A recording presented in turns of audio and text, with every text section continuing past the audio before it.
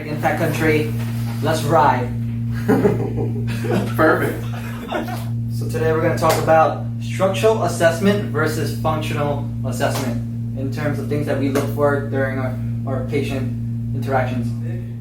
This topic was about structure versus function. Is there a couple of areas that you guys have seen, maybe in practice, or you used to do? I mean, I've done all kinds of stuff I don't do anymore, that are pitfalls in those areas, either with structure or function. What do you mean pitfalls? So I know the key for me when I work with somebody is I want them to have a good time with movement, right? Whether the movement quality was great or the movement quality was not so great, I want the person to leave here feeling that they had a positive experience, right? Like they didn't leave here doing an exercise that was impossible for them to do or they can't achieve it. And I think it's like, if I'm looking hard onto structure, for example, maybe with like thoracic spine mobility in a rotational plane, you can very easily just get down a rabbit hole and just make that person hit that wall with 5 different exercises. Nothing gets better. It's very frustrating for the person, where it's like, maybe you can pepper that in there, but you get them to deadlift that day. And they are able to pick up a 35 to 100 pound, I don't know, kettlebell or something. And then they leave and they feel great with movement. They feel like they accomplished something. But we weren't hammering that one deficit that we saw, right? That structural issue. Or on that functional motion, I didn't get to see the range of motion improve the way I felt like it should. And instead of giving them 5 other things to fail at that are related to this area where I saw a deficit, if you will, I decided to move on and find something else that they can achieve to be good. I think there's like 2 things for me. It's like, one, like orthopedic testing. I use it very sparingly, just to rule out the red flags that we talked about before, or like get them in a position if they're concerned that had an ortho test that they had positive before and they're concerned with it. But for orthopedic testing, I kind of have them show me what hurts, and then I kind of go from there and do a lot of functional stuff. Outside of ruling stuff, I use ortho testing much less now.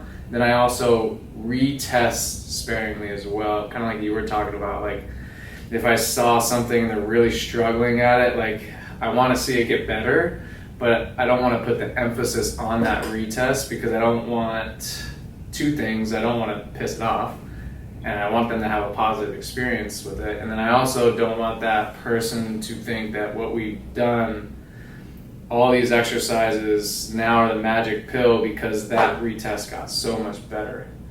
Right? Because it is a process, and there is no one exercise that is the magic pill. That exercise can change weekly for that person depending on where they're at and where they want to be.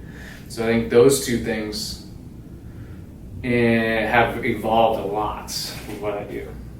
Yeah, I think one thing I did a lot early on, I don't know if you've ever been in this kind of a purgatory where you're finding a test, right? Let's say a test, like this person does, here's a classic example. You go down to try to touch your toes and you can't touch your toes, right? As simple forward leaning.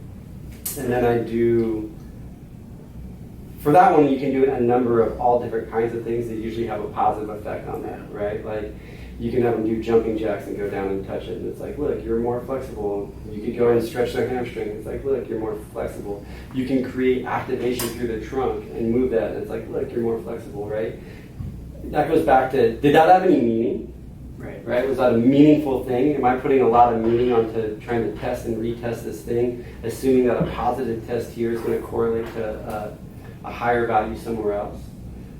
It's understanding that, and I think the orthopedic test, and getting back to what you just said, some of that's also understanding what are you trying to stress, what tissue, and what is the function of that tissue. So understanding why you're going to do something, and then if you understand that like your body's going to be a slave to whatever position you're trying to oppose, and you're trying to elicit a result, whether it's muscular or what, not specifically muscular, they're going to fall, right? Like, did this hurt when I did this? Yeah, okay. Do I need to continue to test this same thing 6 different ways and make that person hurt anymore? Or the other side, like a white coat concept, I've worked with people and like they are testing positive for so many things that they shouldn't even be walking in here. And then I had them a kettlebell, hold it right here, and they're able to goblet squat 53 pounds. You know, but they had a positive. Indians, Hawkins, those are and like easy tests. and like positive where they almost they've been tested a bunch of times. This usually falls into a person that has been and seen a lot of different people, right? It's like, and they might even say this to you. This is when that test is probably not going to be super valid for the person. Every time I do this test in this office, it always hurts. I mean, there's a strong expectation that we're going to do that and it's going to hurt. So I would think about what I'm trying to test right there. What am I trying to test structurally, functionally? And if I hear over and over again from that person that this always hurts when I do this test in the office, I'm going to try to test that structure a different way and see, did that change the bias? Or did it hurt, right? Okay, no matter what I do in this particular thing, it hurts. There is clearly something going on with that structure that's affecting that person's function.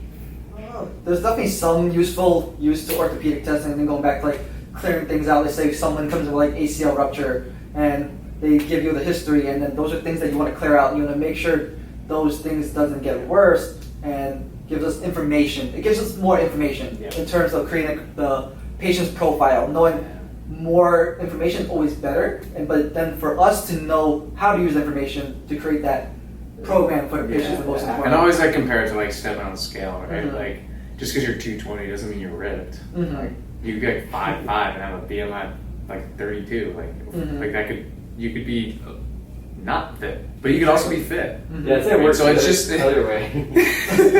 Look, back in my day, I used to always be obese. Right, according to BMI, right? But you were jacked on a show, right? So that was just one part of the puzzle. Just like I think ortho tests are. Like I don't think they're bad. I think that example is like, well, yeah, you got it, right? You have to make sure it's okay if we want to do anything, or if you want to give the patient the right information, because like they don't need to get an ACL repair, but it'd be sure nice to let them know that that's the choice, and right? And the expectation. So that's a really good point. Structural tests, I think, are really great if you're expecting to or are trying to rule in or out some sort of ligamentous tear, right? Like you're going to go into a structure. I'm going to move the structure in a way where it should have a hard end feel, and it doesn't. Like it keeps going. To me, there is something missing in that structure that should be holding it in place, and that's where like you could do a drawer test. Or there's a couple different ways to test the ACL. Sure, yeah.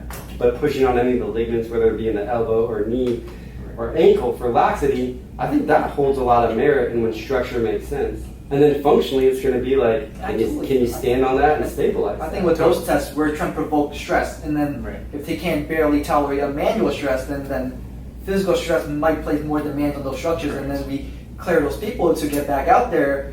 That's going to create more detrimental effects in the future. Yeah. So structural tests, knowing when they're going to have a high value, they're going to have a really high value, possibly in something more acute, like it just happened, or you suspect that there might be something in that structure that's not there. Functional tests, though, are going to have a much higher value for people that have probably had chronic pain. Very quickly, you can tell that there's probably good ligamentous integrity in what's going on. So it's like, well, what happens when we do something to your capacity here? Yeah, an ortho test can be valuable to those people because you could reassure them like you're strong. Yeah. And you know what the good thing is? Your knee joint is very strong and stable. I tried to push that as hard as I could, and that thing wasn't moving. Yeah. And then there's that reassurance component of working with somebody with persistent pain. I think all of it's valuable. It's just you got to think clinically. Yeah. All the information is valuable depending on how the clinician uses the information. Yeah, that's a great way to put it. And then that's so good. Is it meaningful, right? Like, did you find something that had? How many times do you guys find? It's like an X-ray, right? A functional exam and a structural exam are sometimes like X-rays or MRIs, where it's like, hey, look, we found a whole bunch of herniated disc in this person, but this person's not here for back pain, and they are asymptomatic and they don't have pain. That is a present finding, possibly on this MRI, but it's not correlating to the person's pain. For example, like if a person comes in and you find a deficit, does this deficit that I'm working on correlate to what we're trying to do?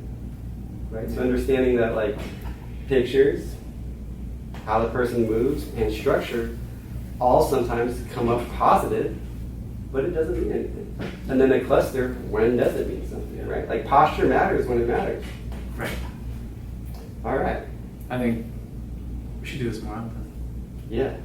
Without maybe With a like different adult beverage. beverages. Yeah. Well, mine's got a little of the. We got some tequila, whiskey. There we go. Yeah. We make a highball. I love it. Yeah. Okay, well, until next time, follow us on our YouTube channel. Message us if you need anything, info@kirehab.com, or you can find us on Instagram @Kinetic Impact. Reach out to us, let us know what you want to hear about. If you got questions, we're more than happy to help. It's been fun hanging out. You could also hit up this man on his social individually at Dr. Kevin Leon. Kinetic Impact Nation, We out. we out.